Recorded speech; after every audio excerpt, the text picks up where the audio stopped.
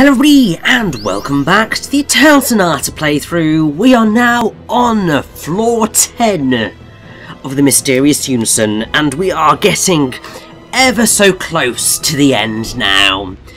You may be looking at the timestamp for this part, and yes, it is a bloody behemoth. And that is because we are going to be covering two almost whole floors in this part, both of which are very large. The first of which is basement level 10, and there are a whole bunch of items hidden throughout this floor. Basically the way it's structured is it's effectively a bit of a ladder going downwards, and off of pretty much every junction there is a treasure chest. So you can get a peacock dress, you can get a Freudhirsch, a Nemesis sword, an Alfheim, a Skofnung, a Niflheim, a Best Lot, and a Cupid's head. There are only two gaps here that don't have chests in them. At least in the 360 version. They might have them in the PS3 version. But I think basically your best route through this floor is go into your first junction, keep going left as far as you can, go back down, left as far as you can, back down, left as far as you can, back down, left as far as you can to the one that's empty, back down, left as far as you can to what you can get, back all the way down, up all the way right, up all the way right, and then you'll see the teleporter, so you just go back, up, all the way right, back, up, all the way right, back, down, left, down, right. And that might have sounded slightly confusing, but it is a much simpler way of describing the route that you are effectively going to have to take in order to get through this particular floor. As you can see, I'm pretty much avoiding all enemies as I'm running. And the reason for that is because I'm going to be going into a ludicrous number of battles in the next floor. Because as I believe I did mention, obviously you have on, I think it's floor 6, you have Mute, who basically he has a soul shard with him, but he will only give it to you if you give him 99,999,999 gold. Which is obviously a ridiculous amount of money. But the enemies on floor 11, which I believe are called... Oh, I'm just going to have to find that.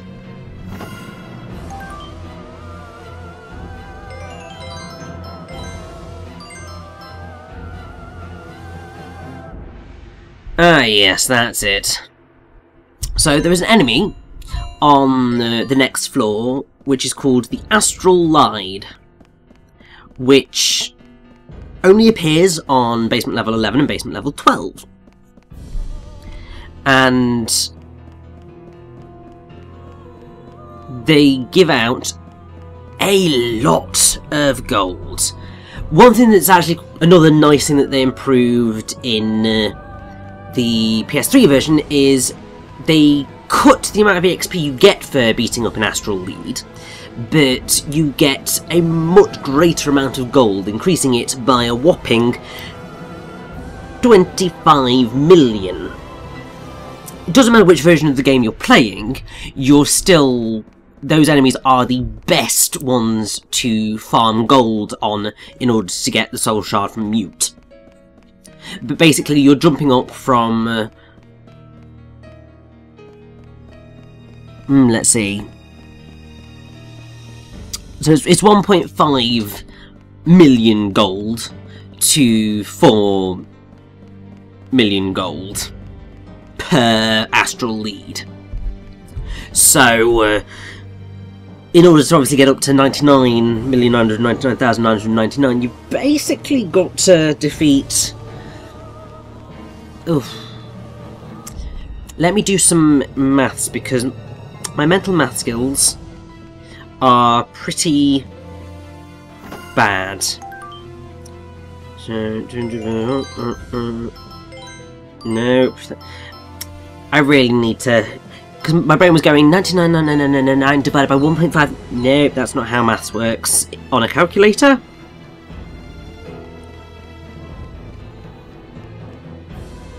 There we go. So you've got to defeat 67 Astral leads in order to get all that money.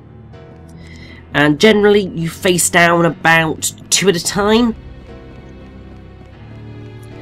So yeah, you've got to go through at least 33 battles against Astral leads to get that much money, and obviously it's a lot of battles, especially when it's on one floor.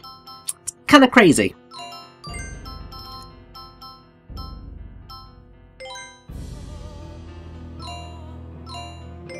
But yes, we've made it down to the bottom edge of floor 10, and now we're going to walk away all the way back up to get all the other stuff. And don't worry, I have got a little bit of a plan with regards to getting through the rest of this part, because obviously it is very, very long.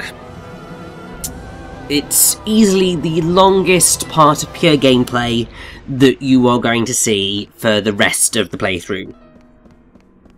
Once we have broken this camel's back, there is very little left of the mysterious unison. Because, funnily enough, you're not actually going to see the end of floor 11 in this part, because I wanted to, one, save before I took on that fight, because there is a fight waiting at the end of it, and as I've said before, it's actually quite challenging. It's where I stopped the last time because I just wasn't high enough level and I just couldn't manage it, and it was frustrating me. One of the things I've noticed with certain games across my history, I've got to a point where I've gotten stuck on it, and then I've just put it down and not touched it for forever. Did it with Sonic Adventure 2. Got stuck on actually numerous points and dropped it for a time. And now I got stuck on Crazy Gadget, because that confused me. So then I switched to the Dark Story. Got to one of, I can't remember which mission of Rouge's it is, but it's the one in the Prison Island, I think. Got stuck on that, put it down, came back, got to, I think it was Final Chase or whatever it is with Shadow, and got stuck there, put it down, came back, beat that, finally managed to beat Crazy Gadget, got to Last Story, struggled so much on the, I think it's Cannon's Core? Can't really remember, the one where you're playing as everybody. Got stuck on that, so I put it down, came back, managed to get through it, got to Bio Lizard, got stuck on that, put it down because it was a buggy mess, came back to it many years later and eventually beat the damn thing. Then you have Sonic Heroes, where I'd gone all the way to Egg Emperor with Team Rose, and then put it down because it frustrated me, because that boss was cheap. And then eventually I came back to it and managed to get to, oh god, it's, I think, is it Frog Forest or the other one? Either way, it was the one of the forest levels in Sonic Heroes where you're jumping away from the alligators. In both Team Sonic and Team Dark, got stuck on them, put it down, eventually came back, managed to beat it fully. I was quite proud of myself for doing that, but that was many years in the making. Spectrobes 2, Beyond the Portals. I mean, that's a pretty awful game, to be fair. First Spectrobes was quite fun, the second one, not so much. And I actually only beat that game this year, in terms of when I'm recording this commentary. I'm pretty sure I got that game when it came out. And it's kind of ridiculous. So yeah, so Spectrobes Beyond the Portals came out in 2009, and so that's taken me 8 years to beat because I put it down and was just like, no. Because I got stuck on it, came back. I think it was a boss fight that I got stuck on, and eventually I powered my way through. Managed to kind of beast my way towards the end. I think got stuck on the final dungeon, and then, yeah, it was a mess. But finally beat that one. Then what other games have I gotten that I've still got left? Naruto Ultimate Ninja 2, that's another one that I put down. Final Fantasy X, because I got to... oh god. I think it was a Guardian, but I stopped because one, I was struggling on him, but also I knew that Unalesca was coming up, and I knew that Unalesca was going to be hard. Then I did actually beat the Guardian Keeper, whatever he's called, got to Unalesca, and then got on Unalesca and just like, no, I'm not really feeling it at this moment in time, so I put that aside. And that's why I never beat Final Fantasy X-2, because I wanted to finish off Final Fantasy X first, because that makes sense. And actually, whilst I'm here, I am going to look at what other games I've got on my backlog to see, because obviously it does happen where you end up with games where you just put them down for reasons. So yeah, Tekken 6, that was another one. Got partway through the story mode, got stuck, left it. Zelda 2, The Adventure of Link. Obviously that game is hard as balls. And I think I got to Death Mountain, and yeah, that was that ended that run. Mario and Sonic at the Olympic Games. Had that, like, actually managed to get relatively far on that. Yeah. I think I definitely beat Beginner's Class, and then I can't remember whether I put it down after that because I was a bit bored. Or whether because Advanced Class had some too challenging games in it. Eventually came back to it, managed to get that complete and got to Master's Class, but then I think I've had problems with my nunchuck. I've mentioned it on my Twitter account because I was planning to do a certain game for my next playthrough, but my nunchuck was freaking out and just wouldn't work properly. And I was just like, you know what, I'll play something else. Quite glad that I'm doing that now because I'm having a delightful time with it once more, because it's a game that actually probably one of the most recent games that I will have ever done on the channel. But yeah, so I kind of stopped playing Mario and Sonic at the Olympic Games again.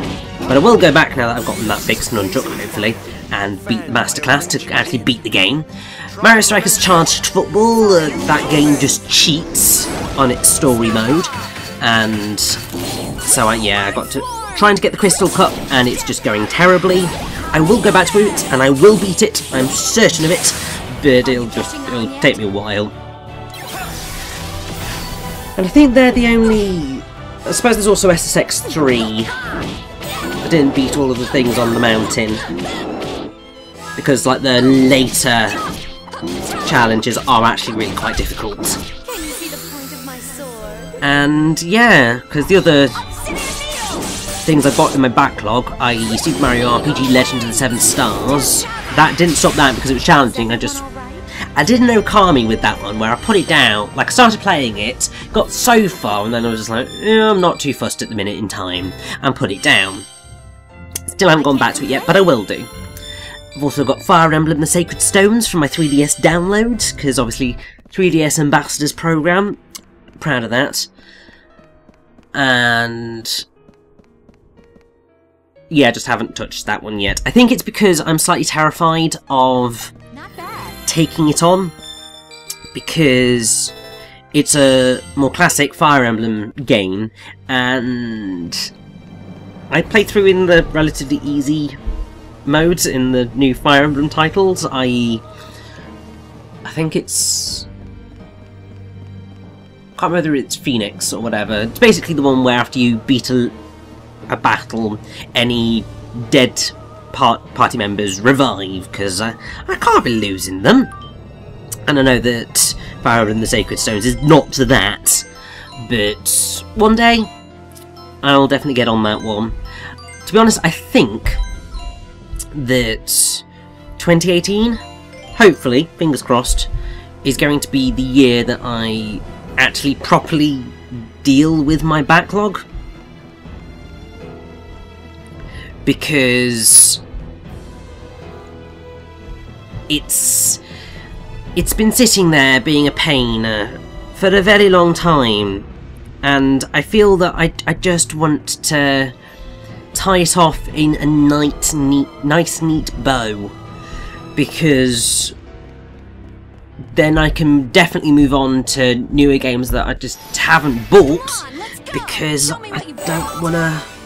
I mean, there are obviously new games that I keep buying. I mean, I've just bought Pokemon Ultra Moon, but after that, like the start of next year, in terms of games, is not looking quite as packed.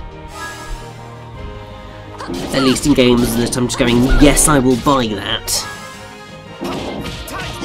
Because January, there's not really anything. January 2018 is not really much for me. Though February 6th, Shadow of the Colossus on PS4 is coming out, so I'll definitely be looking at that one. Because I feel that's one of those games that I've always felt like I should play. And I might end up with a few games over Christmas, so we'll see what happens.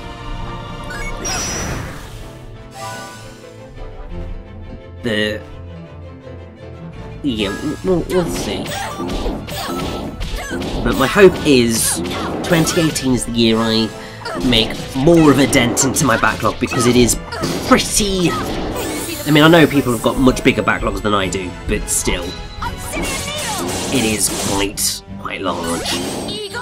And a lot of them are bloody Japanese RPGs, which just makes me just go, ugh. Because I've also got Tokyo Mirage Sessions Sharp FE. It's obviously quite a long RPG, I'm just like, why do I do this to myself? But there we go. Anyway, we are fully on to floor 11 at this point. This is one of those Astral leads, or lines, or whatever that I was talking about, that give you loads of gold per battle. As you can see, basically they're the only enemies that I am gunning for on this floor. And that's because, at this point, they are the only ones that matter. Don't bother with any of the other enemies if you're wanting to beat them quickly. Just go for these guys, because as you can see, 3 million gold per battle. Yeah, it's basically 33 battles that you are going to need to go through. At least. Well, be 34 in the grand scheme of things, but either way, I'm pretty sure that there are nearly 33 Astral leads that you can face on the floor. Although, if I recall correctly, I think I do have to drop down a floor, come back up to respawn the enemies, and then that will just about get me enough. Yeah, it's just one of those things. It's just the way that I'm doing this run, because obviously once I effectively get to the end of the floor, which is easily the biggest floor in the dungeon, like on a I was about to say on technicality floor 12 is probably slightly bigger. No, it's not, because there is really no optimum route to get through basement level 11. I mean, the best you can do is take your first left and then left to get the Achilles armour, come back, and then you sort of follow your path around until you get to a junction. Follow that straight down, and round until you get to a 4-way crossroads. Take a left at that point to get Solomon's Ring, come back on yourself, and then head up and follow your path along to get Lord's Reign. Then fall back on yourself to get to roughly where you found the Solomon's Ring. Take the one exit you haven't taken, follow that down, and eventually you'll find your way to a Retaliator in the exit, but it's just like, bloody hell. It's gigantic as a floor. It really is. And level 12 is nowhere near as big. And it's also nowhere near as complicated either. I don't know why they decided to make floor 11 the most challenging floor in the dungeon. Because it really is a bit of a nightmare because it's so big, and then right at the end of it they throw in the most challenging fight in the game, at least to me anyway, and it's just kind of just like, really? Really? You want to do that to us, like? It's fine, because this time I will win. Now, obviously we're going to be here for like another half hour, so I feel that of all the times in this playthrough to return once more to the Frédéric Francois Chopin wiki, this is the time. So, obviously one of the big things with Chopin is his Polish heritage. Are you catching on yet? With his mazurkas and polonaises, Chopin has been credited with introducing to music a new sense of nationalism. Schumann, in his 1836 review of the piano concertos, highlighted the composer's strong feelings for his native Poland, writing, "Now that the Poles are in deep mourning," which came after the failure of the November Uprising of 1830, their appeal to us artists is even stronger. If the mighty autocrat in the north, i.e. Nicholas I of Russia, could know that in Chopin's works, in the simple strains of his mazurkas, there lurks a dangerous enemy who would place a ban on his music. Chopin's works are canon, buried in flowers. The biography of Chopin, published in 1863 under the name of Franz Liszt, but probably written by Caroline zu Wittgenstein, states that Chopin must be ranked first among the first musicians, individualizing in themselves the poetic sense of an entire nation. I think there apparently have been some modern commentators that have argued against exaggerating Chopin's primacy as a nationalist or patriotic composer, because you have George Golos referring to earlier nationalist composers in Central Europe, including Poland's Michał Kleofas, Oginski and Franciszek Lessel, who utilised Polonaise and mazurka forms. You also have Barbara Miluski suggesting that Chopin's experience of Polish music came more from urbanised Warsaw versions than from actual folk music, and that attempts by Jaczemecki and others to demonstrate genuine folk music in his works are without basis. And you also have Richard Taruskin impugning Schumann's attitude towards Chopin's works as patronising, and comments that Chopin felt his Polish patriotism deeply and sincerely, but consciously modelled his works on the tradition of Bach, Beethoven, Schubert and Field. I think nowadays there is a sort of reconciliation forming, which was suggested by William Atwood, saying, "Undoubtedly Chopin's use of traditional musical forms like the Polonaise and mazurka roused nationalistic sentiments and a sense of cohesiveness amongst those Poles scattered across Europe and the New World. While some sought solace in them, others found them a source of strength in their continuing struggle for freedom. Although Chopin's music undoubtedly came to him intuitively, rather than through any conscious patriotic design, it served all the same to symbolise the will of the Polish people." And also included here on the Wikipedia page is a quote from Karol Szymanowski in 1923, which reads, "The Polish character of Chopin's work is unquestionable, not because he also wrote polonaises and mazurkas, which forms were often stuffed with alien ideological and literary contents from the outside. As an artist, he looked for forms that stood apart from the literary dramatic character of music, which was a feature of Romanticism. As a Pole, he reflected in his work the very essence of the tragic break in the history of the people, and instinctively aspired to give the deepest expression of his nation.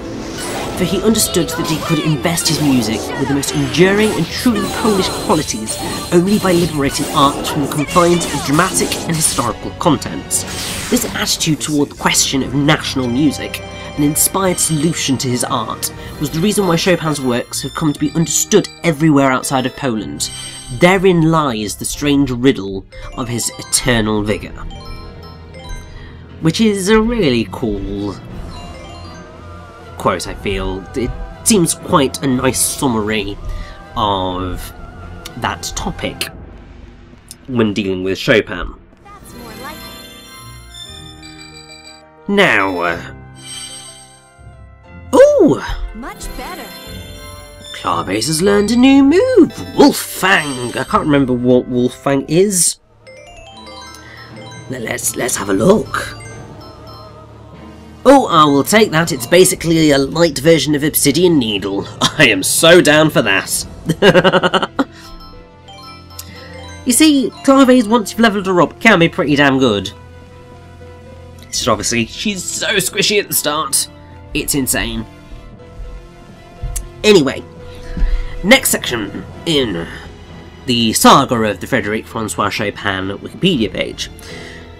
Because clearly I have completely run out of things to say at this point. Until we, you know, get to the final stretch of the game, i.e. the next 3 parts. So, reception and influence. Jones comments that Chopin's unique position as a composer, despite the fact that virtually everything he wrote was for the piano, has rarely been questioned. He also notes that Chopin was fortunate to arrive in Paris in 1831. This was largely because the artistic environment, the publishers who were willing to print his music, the wealthy and aristocratic who paid what Chopin asked for their lessons, and these factors, as well as his musical genius, also fueled his contemporary and later reputation. While his illness and his love affairs conformed to some of the stereotypes of Romanticism, the rarity of his public recitals, as opposed to performances at fashionable Paris soirees, led Arthur Hutchings to suggest that his lack of Byronic flamboyance and his aristocratic reclusiveness make him exceptional among his romantic contemporaries, like Liszt and Henry Hertz. Chopin's qualities as a pianist and composer were recognised by many of his fellow musicians at the time. Chopin named a piece for him in his Suite Carnaval, and Chopin later dedicated his Ballade No. 2 in F major to Schumann. Elements of Chopin's music can be traced in many of Liszt's later works. Liszt later transcribed for piano 6 of Chopin's Polish songs. There was a less fraught friendship with Alkan, with whom he discussed elements of folk music and who was deeply affected by Chopin's death. You also have 2 of Chopin's long-standing pupils, Karol Mikuli and George Mathias, who were themselves piano teachers and passed on details of his playing to their own students, some of whom, such as Raoul Koczalski, were to make recordings of Chopin's music. Other pianists and composers influenced by Chopin's style include Louis Moreau Gottschalk, Edouard Wolff, and Pierre Zimmermann. Debussy dedicated his own 1915 piano etudes to the memory of Chopin, and he frequently played Chopin's music during his studies at the Paris Conservatoire, and undertook the editing of Chopin's piano music for the publisher Jacques Durand.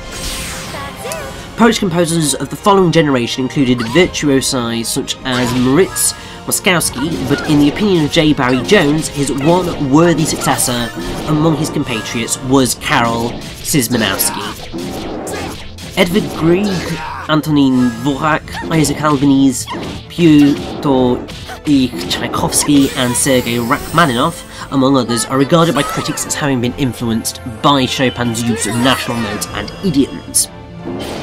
We have Alexander Scriabin, who was devoted to the music of Chopin, and his early published works included 19 mazurkas, as well as numerous etudes and preludes. His teacher, Nikolai Zverev, drilled him in Chopin's works to improve his virtuosity as a performer.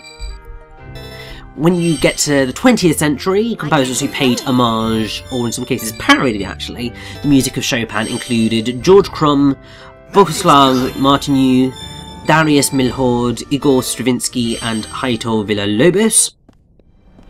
Chopin's music was used in the 1909 ballad Chopiniana, choreographed by Mikhail Fokin and orchestrated by Alexander Glazunov.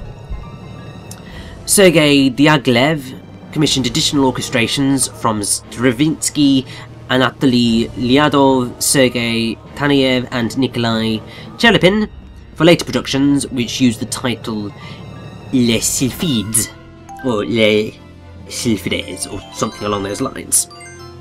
Obviously these days, Chopin's music remains very popular and is regularly performed, recorded and broadcast worldwide.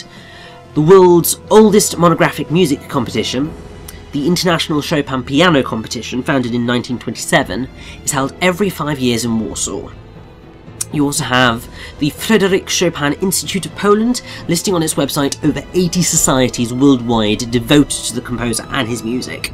And the Institute site also lists nearly 1,500 performances of Chopin's works on YouTube as of January 2014. So there is obviously still, even now, a lot of love for Frédéric Francois Chopin. And I think that it is awesome. Like, the fact that... I mean, it's sort of the same when you look at the likes of Shakespeare and Charles Dickens and Jane Austen, and when people manage to achieve something truly special with their art and end up in the history books forever, it's just quite an awesome thing, and that's just brilliant, and I love it.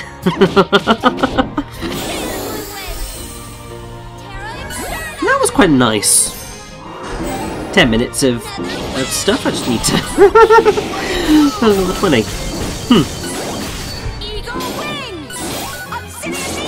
So I suppose, continuing this trend, because I have basically read the entirety of the rest of the Wikipedia page, and might as well, you know, finish the job. I mean, you know, the thing is that if I didn't talk so damn quickly half the time, I probably could have, you know, spun that out a bit longer. It's really annoying, isn't it, when you have a speech pattern that is both slow and halting, and yet quite quick. You end up doing things like I do, where sometimes you just take forever to get to a freaking point and just ramble around it, and other times you just blaze straight through, and you're just like, blah blah blah blah, point, and all of a sudden you're just like, right, okay, I'm suddenly somewhere where I wasn't expecting to be, and I certainly wasn't expecting those levels to be the way they are. This is certainly very peculiar. I think at this point I've basically just gone, you know what, Salsa, March and Beat, don't really need you guys all that much. We are so close to the end now. You're not going to... well, I might want to level up Beat, because I think I might end up using him in my final fight. But Salsa and March definitely, unfortunately, bless them, are going to get sidelined quite dramatically, because they're not going to be included in any of my key fights that are coming up. So they're just going to have to, you know, sit back and relax, shall we say. Anyway, as I was saying with finishing off that Wikipedia page, let's go for it. So in terms of recordings, the British Library note that Chopin's works have been recorded by pretty much all the greatest pianists of the recording era. The earliest recording was in 1895. It was a performance by Paul Pabst of the Nocturne in E major, Opus 62, number 2. The British Library site also makes available a number of historic recordings, including some by Alfred Cortot, I think, Ignaz Friedman, Vladimir Horowitz, Benno Moisewicz, Ignacy Jan Paderewski, Arthur Rubinstein, Xaver Schwaneka, Schwenka, I think, and many others. There's a select discography of recordings of Chopin's works by pianists, representing the various pedagogic traditions stemming from Chopin, which is given by Matthew and Campbell in his work tracing the lineage and character of those traditions. Obviously, numerous recordings of Chopin's works are available in many different forms. When it was Chopin's bicentenary, the critics of the New York Times recommended performances by the following contemporary pianists, among many others. So, Martha Argerich, Vladimir Ashkenazy, Emanuel Ax, Evgeny Kissin, Murray Paharahia, Maurizio Lini and Christian Zimmerman. And you also have the Warsaw Chopin Society organising Grand Prix de Disque de Frédéric Chopin for notable Chopin recordings, which is held every 5 years. Not bad. And then, last but not least, we have Chopin in Literature, Stage, Film and Television. A section that is very notably missing out a mention of Eternal Sonata, which I do find to be rather ridiculous considering how integral Chopin is to this game, how much he influenced it. But then I suppose Eternal Sonata is a very, very niche game, and most people who would be searching out Chopin would not necessarily be looking for this, because for the most part, I mean, if you look at, so I think it's Classic FM, are very happy to include video game music in their work, in their catalogue of songs that they show. And I think they have a weekly show to do with video game music, because it is important, it's brilliant.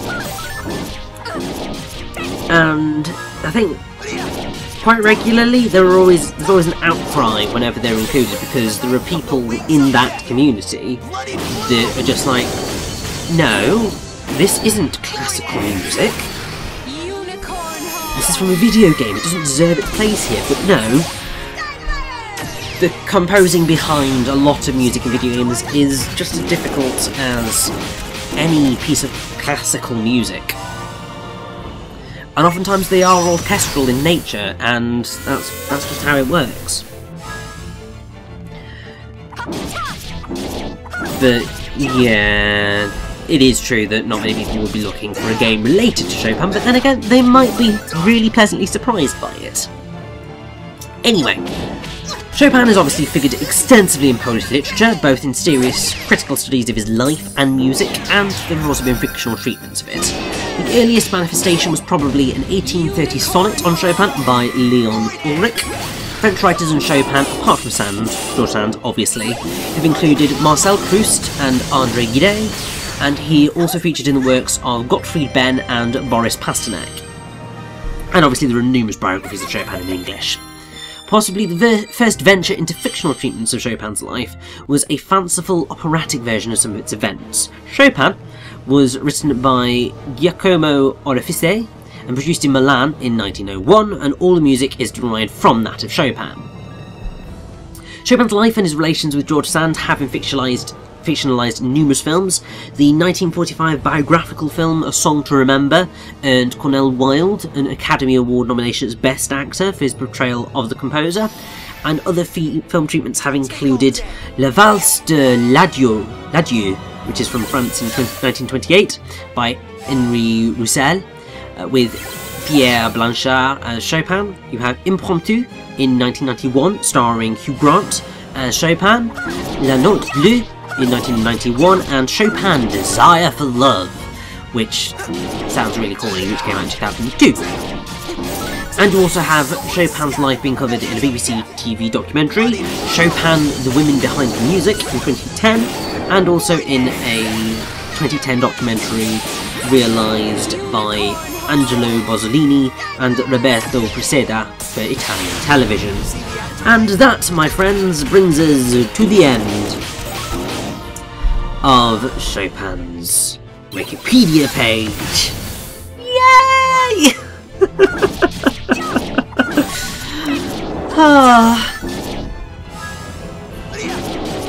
It feels very, very peculiar to have basically read through an entire Wikipedia page, because in the grand scheme of things, it's not really something any normal person does. Because why would you read through an entire Wikipedia page? Because they're often very long, very peculiarly written, because they're often written from the perspective of someone who is an expert in that subject. And it's a bit more of a challenge to understand quite a lot of articles relating to it than you might expect. Which is peculiar, but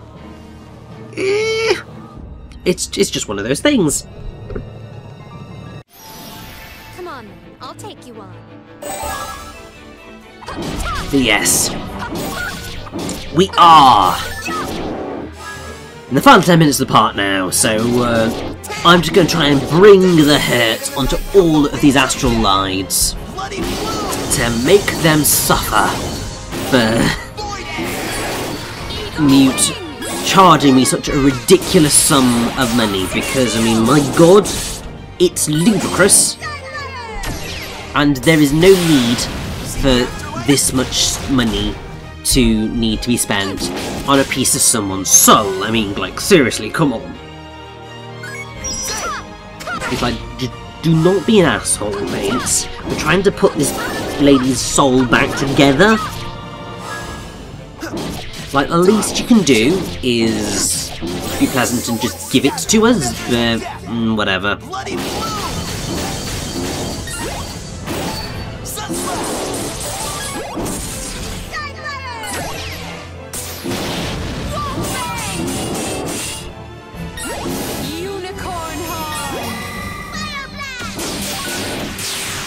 What did you think? So I think that was a battle that went quite well, if you ask me. And also, I'm loving getting everyone up above level 70 now. It's obviously the highest that I've ever gone with any. Oh no, Salster and March are going to get a look in. I think I just thought, well, you know, since Allegretto is gonna come into my final battles, probably does need a little bit of extra training up, but a lot of that will come in the final four. If I recall correctly, it was pretty much that point where I just went, you know what, Jazz, Viola, Allegretto, let us go. Can't really do that though until I've beaten this floor, because, you know, this is the floor that really I desperately need Claves to be decent for. Because this is the one where she's going to have a boss fight that I really want her there for.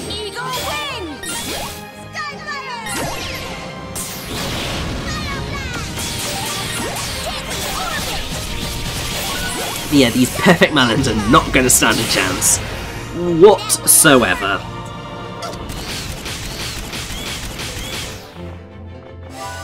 I mean, part of me is kind of just like, why did you run into these guys?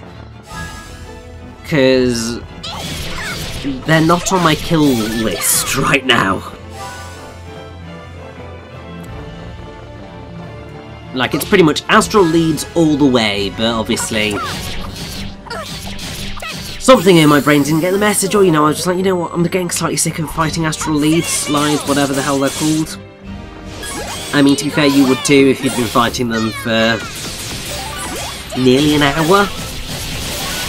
In fact, it might very well have been over an hour, because I've cut this floor down to about 40 minutes long. And obviously that's going about every 3 battles. Just showing a full battle, and yeah, it's still 40 minutes long, so it's probably pretty much about over an hour to an hour long when I did it. It's insane that this floor takes so long, but it's because I'm fighting every single possible Astral lead available to me.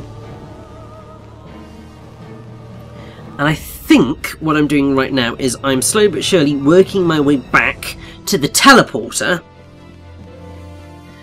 because obviously I would like to go down to come up in order to face down 2 more Astral lines, because I really want the money, and also, you know, I want to save before I take on my next fight.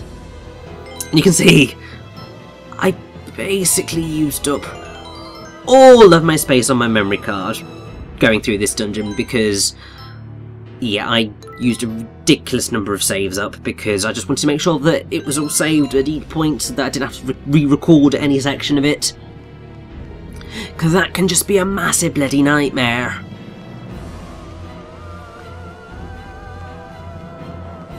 But it also works out doing this because in just being so close to the teleporter, it means that after about 2 fights with an Astral Lied, I should be able to head straight down to Mute and get to that Soul Shard piece. And then we don't need to return down anymore after that, outside of the just before the final boss of this dungeon.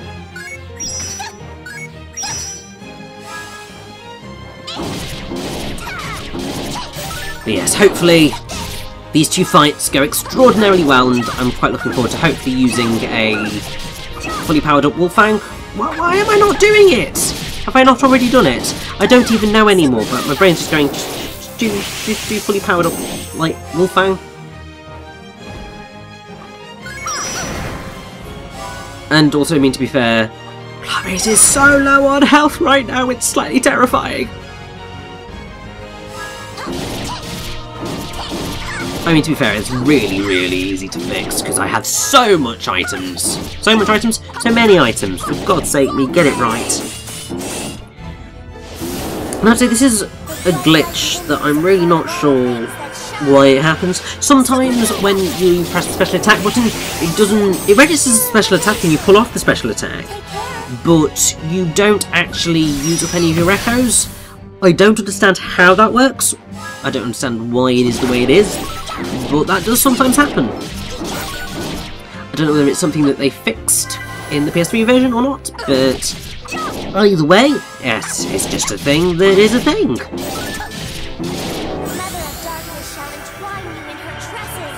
Come on, one more battle! And then I will have done the most tedious bit of Eternal Sonata ever. Oh, look how close I am! Oh, Beast Meteor! Oh, I'm excited to see what that is.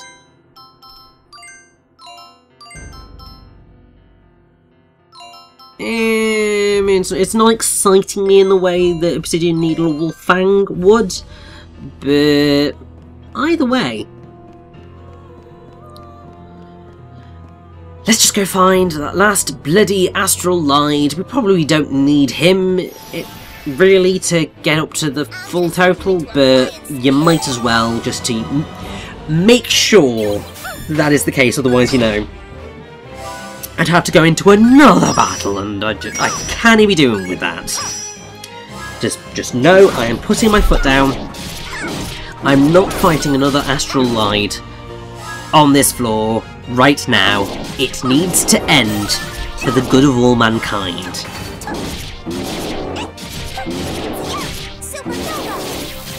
And once again, there's that glitch. Really don't know why it's happening. But there we go, it is a thing.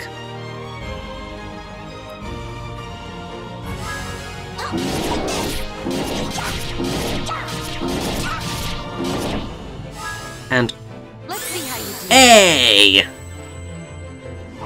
Beast Meteor! Obsidian Needle! I mean that was kind of cool.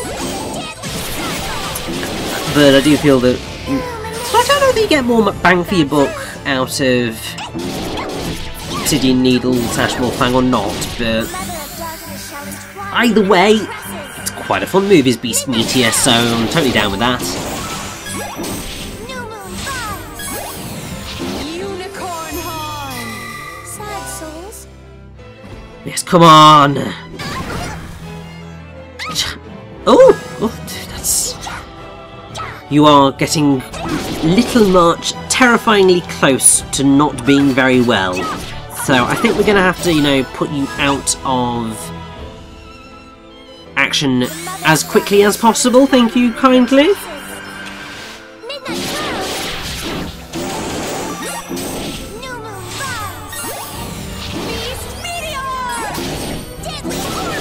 And this should basically do it. There we go. And there we have it, 99,999,999 gold. Whew, boy.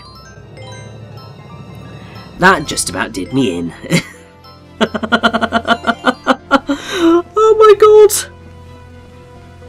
I did very nearly lose my mind recording the footage for this, and I think I might have also nearly lost my mind recording the commentary, but it's just one of those things. But now that we have that, we can go straight to mute and get that soul shard, which I have been after for a very, very, very, very, very long time. So come on, mate, you're gonna have to cough it up.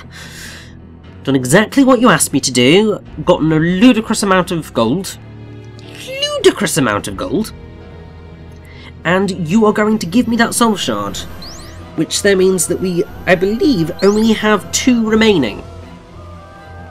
One at the end of floor 11, and one at the end of floor 13.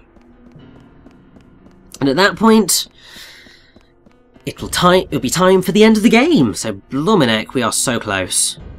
So very close right now. And we want to eat, thank you very much. And there's your bloody money, you greedy blighter.